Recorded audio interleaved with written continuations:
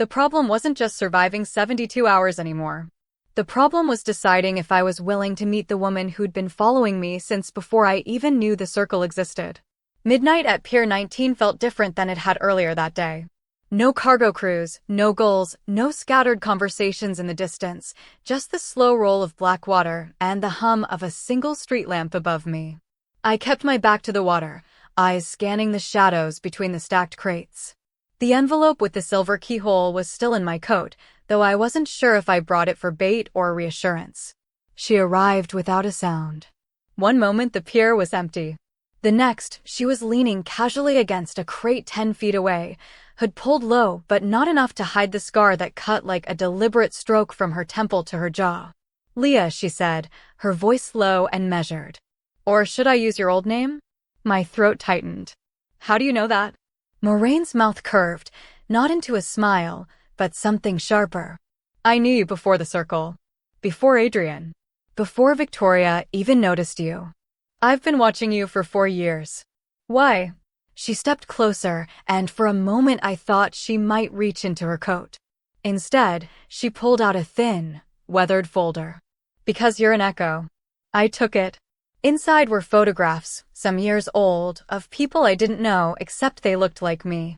Not exactly, but enough that the resemblance made my stomach lurch. Different clothes, different countries, but the same build, the same sharp lines in the face. "They all worked for the circle at one time," Moraine said. "They all vanished. Every 5 or 6 years, they find a new one, someone who can wear identities like they're made for her. And someone who no one will miss if she disappears." I looked up from the photos. "So what am I to them? Another replacement? To Victoria?" "Yes," she said bluntly. "To Adrian? A weapon he can turn against her. To me? A chance to finish what I started." Her pale eyes locked onto mine. "I used to be the circle's best asset. Until I learned the truth. They don't keep people like you, they recycle you. And when you've outlived your usefulness, they don't just cut ties." I thought of Celeste's hollow-eyed photograph in Victoria's files. "What do you want from me?" I asked. She stepped even closer, her voice dropping to a whisper. "I want you to let me burn them both, the circle and Adrian's network. I've been laying the groundwork for years. You're the missing piece. They've trained you for me without realizing it. And if I say no?" Her gaze didn't waver. "Then you'll choose between Victoria and Adrian. And within a year, you'll end up like the people in that folder." The street lamp above us flickered once, twice, and then went out, plunging us into darkness. When the light came back, Moraine was gone. All that remained was the folder in my hands, and a third path I hadn't even known existed until tonight. I didn't sleep. Not because of fear, though there was plenty of that, but because for the first time since Victoria had pulled me into the circle, I saw the board clearly. 3 players. 3 paths. Each one claiming they could save me. Victoria, discipline, resources, the illusion of belonging, but a leash I could already feel tightening. Adrian, danger wrapped in opportunity, promising freedom that would always come with his fingerprints on it. Moraine, fire and scorched earth, offering me a place in her personal vendetta that might end with all of us buried. None of them were offering me. By sunrise, I had decided I wouldn't walk any of their roads. But I couldn't say that out loud. Not yet. I needed to look like I was leaning somewhere, even as I built something they couldn't see. The first move came before breakfast. Victoria's message was short: "Meet at the glass room. Noon." At nearly the same time, Adrian's text buzzed through. "Gabriel's expecting my call. Do I tell him you're in?" And, just for good measure, a slip of paper was pushed under my suite door, no signature, just Moraine's handwriting. "I'll be watching." I laughed under my breath, though it wasn't humor. 3 people watching, all from different angles, all expecting me to tip toward them. So I tipped in all directions at once. To Victoria, I'd nod and act contrite, as if Gabriel had been a momentary lapse in judgment. To Adrian, I'd signal interest, just enough to keep him feeding me scraps of his own network. And to Moraine, I'd do nothing. Let her think I was paralyzed, so she'd keep revealing herself. If I played it right, I could make them all believe I was leaning on their arm, when really, I'd be using each of them to map out the cracks in the others. By mid-morning, I'd sent Victoria a carefully worded apology text. Minutes later, I left Adrian a voice message dripping with curiosity. And at exactly 11:58, I walked into the glass room to face Victoria, silver choker in place, looking every inch the asset she thought she owned. She was already there, seated at the head of the table. No friends, no audience, just us. "You've had a dangerous couple of days, Leah," she said without preamble. "But you're still here. That tells me you're willing to learn." I met her gaze evenly. "It also tells you I'm worth keeping." She smiled faintly, as if testing the weight of the words. "Prove it. Bring me Gabriel's commitment by tomorrow night, and make it clear to Adrian he'll never touch him." I nodded, the picture of obedience. But in my head, the fourth path was already taking shape.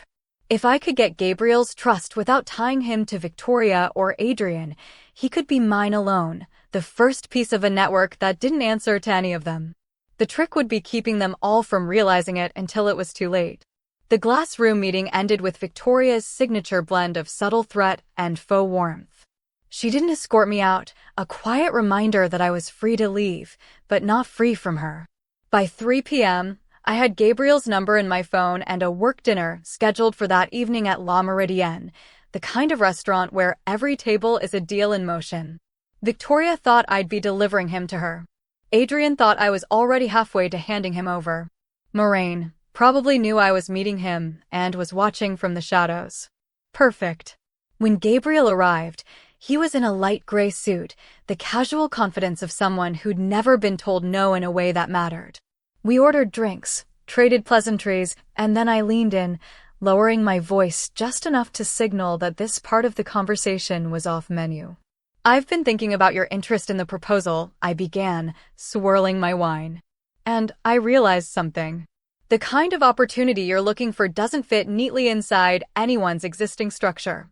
He raised a brow. "Anyone?" I let a small smile flicker. "Victoria's focused. Adrian's ambitious. Both come with their own strings. But if we cut those strings, there's a way for you to get exactly what you want without answering to either of them." His gaze sharpened. "You're saying you'd work outside both camps?" "I'm saying," I replied carefully, "that I could be the bridge between you and something new. Something cleaner. We keep the noise out, take the best from both worlds, and make the moves that actually serve us." Gabriel didn't speak for a long moment. "Then, if I go in with you, who's backing you?" That was the question.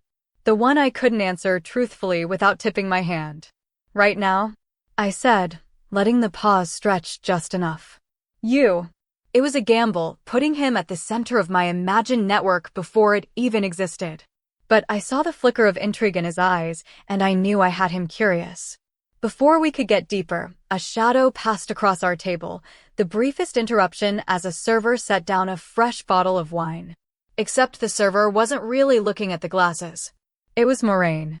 In uniform, hair tucked neatly under a cap, the faint scar catching the low light. She poured the wine with mechanical precision, then leaned in just enough for only me to hear, "Careful, Leah. They're both already closing in." And then she was gone, weaving between tables as if she'd never been there at all. Gabriel watched her walk away, then looked back at me. "Friend of yours?" I smiled faintly. "Something like that." What I didn't tell him was that her warning meant my window to secure him, for myself, had just gotten much smaller. I left La Meridienne with Gabriel's card in my clutch, and the kind of handshake that felt more like an unspoken pact. He didn't commit outright, but I could see it, the spark of possibility that came from thinking he'd discovered something rare. The next morning, that spark was already under siege. At 8:15, I got a message from Victoria. "Gabriel has a 10 a.m. meeting at the Carlton. I'll be there. So will you." 5 minutes later, Adrian's number lit up my phone. "He's at the Carlton at 10. I need you to intercept him before V does." It wasn't just that they both knew Gabriel's schedule, it was that they wanted me in the same place, playing entirely different roles. If I showed up for one, I'd be betraying the other, and if I tried to juggle both, I risked losing Gabriel completely. But maybe I could make that work.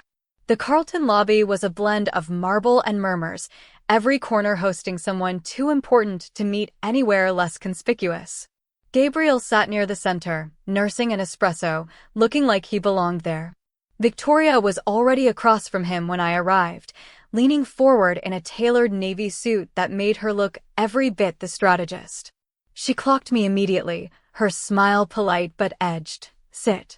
Listen. Don't speak unless I cue you. I obeyed for now. Halfway through her pitch, my phone buzzed against my leg. A text from Adrian. South Terrace. Now. I excused myself with a fabricated call, slipping out through the terrace doors where Adrian was waiting, dressed like he owned the building. She's offering him control over a project that doesn't exist yet, he said without preamble. You can beat that. Tell him about the offshore venture I hinted at. Make it sound like you already have clearance. Clearance I don't actually have? He grinned. Details are flexible. Trust me, he'll bite. I left him there, re-entering the lobby just as Victoria wrapped her pitch. She gestured for me to add something, a seal on her carefully crafted promise. Instead, I pivoted. Gabriel, I said smoothly, Victoria's proposal is strong. But there's an alternative, one that doesn't lock you into a single lane. Something positioned offshore, insulated from the usual oversight. His eyes lit up with the same spark I'd seen last night. And you could get me access? I nodded. Direct access. Without having to answer to either of them. The air between us tightened. Victoria's expression didn't change, but I could feel the cold radiating off her. Gabriel's gaze flicked between us, weighing, enjoying the sudden shift in power. Then he smiled, not at her, not at me, but at the game itself. I'll consider it. Both of you will hear from me tomorrow. Tomorrow. Which meant less than 24 hours before one of them, or both, realized I was playing my own hand. The next morning was all static. Every vibration of my phone felt like it could be the message from Gabriel, from Victoria, from Adrian, or from Moraine. The one that came through at 9:04 a.m. was from Gabriel. Lunch. 12:30, my office. Come alone. No clue in the wording. No indication if this was victory, loss, or something else entirely. But come alone told me one thing. He wanted to control the conditions. When I arrived, Gabriel's office looked like an architect's fever dream, glass walls, steel beams, sunlight pouring in at sharp angles. He was behind his desk, jacket off, leaning back in his chair like he'd been waiting all morning just to deliver this. I've made my decision, he said, motioning for me to sit. I'm going with you. My pulse jumped. With me? He smiled. Not Victoria. Not Adrian. You. For a second, I let myself enjoy it. The idea that my fourth path wasn't just theory anymore, it had its first pillar. Then Gabriel's expression shifted. But that means you're going to need protection. They're not going to let this go quietly. Protection from who? I asked, though I already knew the answer. From both of them, he said simply. I've already had calls, Adrian's people offering me terms, Victoria's hinting at consequences. And someone else called this morning. A woman with a scar. She said you'd know who she was. Moraine.